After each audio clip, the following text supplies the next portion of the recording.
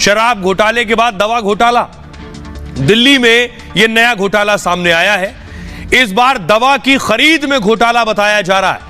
दिल्ली घोटाला 300 करोड़ का माना जा रहा है। यह दवा घोटाला इसके सामने आने के बाद हड़कंप मच गया है सियासत में। उपराज्यपाल ने सीबीआई जांच के आदेश दे दिए हैं।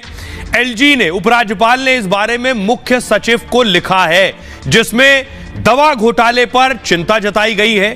एलजी ने लिखा है, दवा की जो क्वालिटी है, गुणवत्ता, वो बहुत खराब थी। लैब में टेस्ट हुआ और दवा की गुणवत्ता फेल हो गई। लैब में नकली दवाएं लोगों को दी जा रही हैं, यह आरोप है। इससे लाखों लोगों पर असर पड़ा है। साथ ही साथ आपको बताऊं जरा हुआ क्या, दवा घोटाले की जानकारी मिली थी और जिसके बाद इसकी जांच कराई गई। एसीबी यानी एंटी करप्शन ब्रांच को इसकी जांच का जिम्मा दिया गया। एसीबी ने 2017 में इसकी जांच शुरू कर दी थी। एसीबी ने 86 दवाओं के सैंपल जांच के लिए भेजे, फिर इनमें से 10% से ज्यादा दवाएं नकली निकली। इसलिए जांच को तेज करने का फैसला लिया गया है और कई और जगहों से सैंपल जांच के लिए भेजे जाएंगे। तैयारी यह है क्योंकि बड़े पैमाने पर नकली दवाएं सप्लाई हुई है। ये दवाएं सरकारी अस्पतालों में भेजी जाती हैं और आशंका है कि मोहल्ला क्लिनिक भी नकली दवाएं भेजी गई।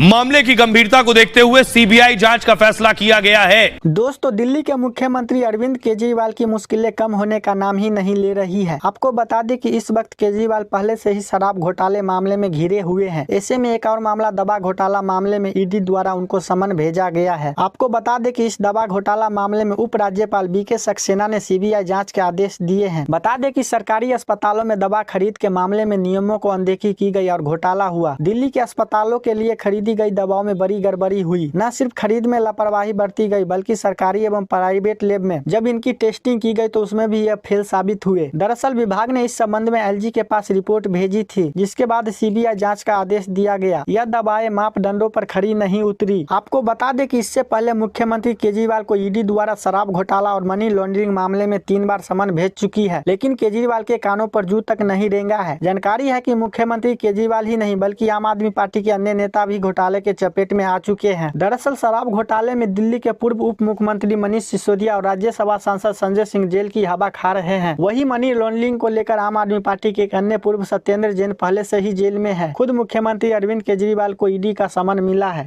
अब केजरीवाल एक और मुश्किल में है। शराब से निकले तो दवा में फंसे। सुनिए क्या कुछ कह रहे हैं सियासतदान। अरविंद केजरीवाल और उनके स्वास्थ्य मंत्री सौरभ भारद्वाज दिल्ली की लोगों की जनता के साथ खिलवाड़ कर रहे हैं। शर्मनाक है, दर्दनाक है। जो दवाइयां वहां दी जा रही हैं उनके सैंपल फेल हो गए हैं। जो व्यक्ति जिन दवाइयों से ठीक होने की अपेक्षा करता है वो दवाइयां सिर्फ भ्रष्टाचार की भेंट चढ़ गई हैं।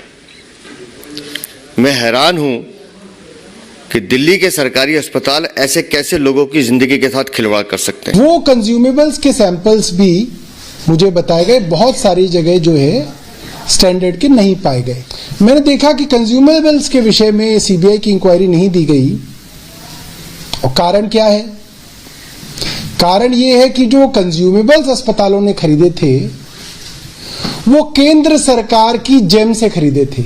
ऐसा लगा होगा कि इसकी जांच अगर कराएंगे तो उंगली केंद्र सरकार पे आएगी, इसलिए उस जांच को सीबीआई में नहीं भेजा गया, जिसका जवाब वही बता सकते हैं जिन्होंने इसको भेजा।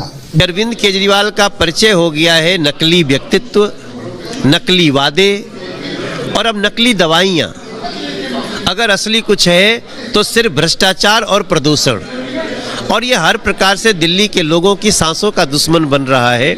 हम लोग मांग करते हैं कि इसकी कड़ी जांच हो, सूक्ष्म जांच हो और जांच होने तक जो इसके स्वास्थ्य मंत्री हैं दिल्ली सरकार के, उनको बर्खास्त किया।